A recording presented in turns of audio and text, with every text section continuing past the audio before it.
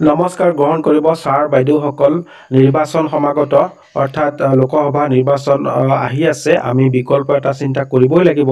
এইটো ঠিক আমি কিন্তু কোনো দলৰ লগত চুক্তিবদ্ধ কৰা নাই আমি কোনো দলৰ লগত এগ্ৰিমেন্ট কৰা নাই যে আমি ভোট দিব লাগিব বিজেপিত বা কংগ্ৰেছত বা AIUDF বা ৰাইজৰ দল যিকোনো এটা দলতে আমি কিন্তু এগ্ৰিমেন্ট কৰি থৈ দিয়া নাই যে ভোট দিবই লাগিব যেহেতুকে এই চৰকাৰখনে আমাৰ প্ৰত্যাহ্বানক দমন কৰে আমি প্ৰতিবাদ কৰিলে আমি বিক্ষোভ কৰিলে দমন কৰে পুলিচেৰে দমন নীতিৰে দমাই থয়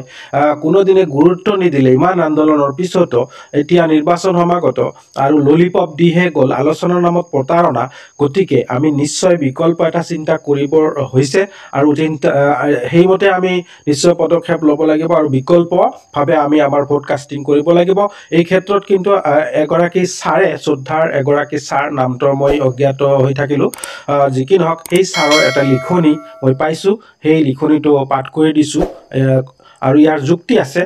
যুক্তি সহকাৰে কৈছে কিন্তু ছাৰ কথাটো বাস্তৱ সঁচা কথা আহকচোন কি লিখিছে তেখেতে অকণমান পাঠ কৰো শ্ৰদ্ধাৰ শিক্ষাগুৰুসকল নমস্কাৰ আৰু সংগ্ৰামী অভিনন্দন গ্ৰহণ কৰিব অসমৰ প্ৰাক্তন মুখ্যমন্ত্ৰী প্ৰয়াত তৰুণ গগৈ দেৱৰ মুখ্যমন্ত্ৰীত্বৰ দিনতে প্ৰাদেশিকৰণ হৈছে হিমন্তই স্কুল ভাঙিছে আৰু টিউটৰৰ সৃষ্টি কৰিছে আৰু প্ৰাদেশিকৰণ নকৰো বুলি কৈছে বিজেপি বিৰোধী অৱস্থান আমি শিক্ষকসকলে ল'ব লাগিব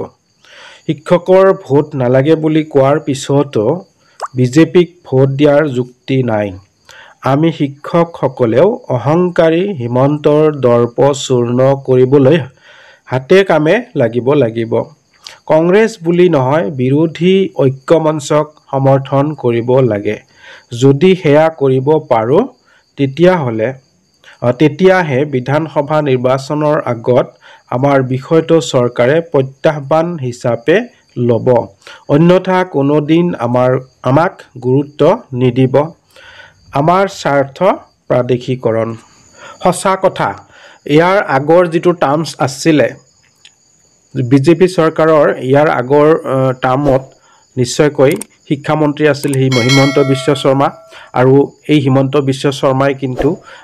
আইন বনাইছে 17-18 চনত শিক্ষকসকলক যি মাৰিবৰ কাৰণে আইন বনাইছে সেই আইন এতিয়া সংশোধন নকৰিলে নহয় আৰু এই আইনটো কিন্তু এই অপ্ৰাদেশিকৃত বিদ্যালয়সমূহক ধ্বংস কৰাৰ কাৰণেই আইনটো বনাইছে গতিকে আৰু ইমান আন্দোলন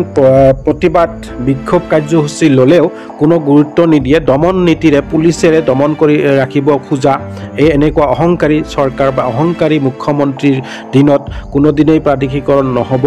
গতিকে প্ৰত্যাহ্বান হিচাপে নিশ্চয়কৈ ভোট আমাৰ শিক্ষকসকলে বিকল্পভাৱে দিব লাগিব কেৱল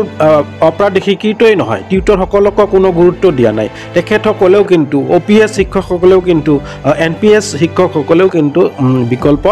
ল'বলৈ বিচাৰিছে ল'বই ঠিক তেনেদৰে আমাৰ অপ্ৰাদেশিকৃত আৰু টিউটৰসকলেও কিন্তু এই বিকল্প এটা ৰাস্তা ল'ব লাগিব অংগনবাদীসকলেও কিন্তু আজি অংগনবাদী ৱাৰ্কাৰ হেল্পাৰসকলেও কিন্তু বিকল্প চিন্তা কৰিছে গতিকে আমিও চিন্তা কৰিবই লাগিব এই অহংকাৰী চৰকাৰৰ পতন ঘটালেহে আমাৰ কিবা এটা হ'ব পতন নহ'লেও এই লোকসভা ইলেকশ্যনত যদি সিট কমকৈ পায় কম উইনাৰ হয় 6টা বা 7টা আসন পায় বা 8টা 9টা পায় তেতিয়াহ'লেও কিন্তু অহংকাৰ কিছু কমিব আমাক অলপ গুৰুত্ব দিব কথাটো সঁচা এই ছাৰে লিখা কথাখিনি একেবাৰে সঁচা গতিকে আমি নিশ্চয়কৈ এটা বিকল্প চিন্তা ভাৱনাৰে আগবাঢ়িব লাগিব এই ইলেকশ্যনৰ ক্ষেত্ৰত আমি বৰ্জন কৰিলে একো কামত নিদিব আমি বিকল্পভাৱে ভোট আমি কাষ্টিং কৰিব লাগিব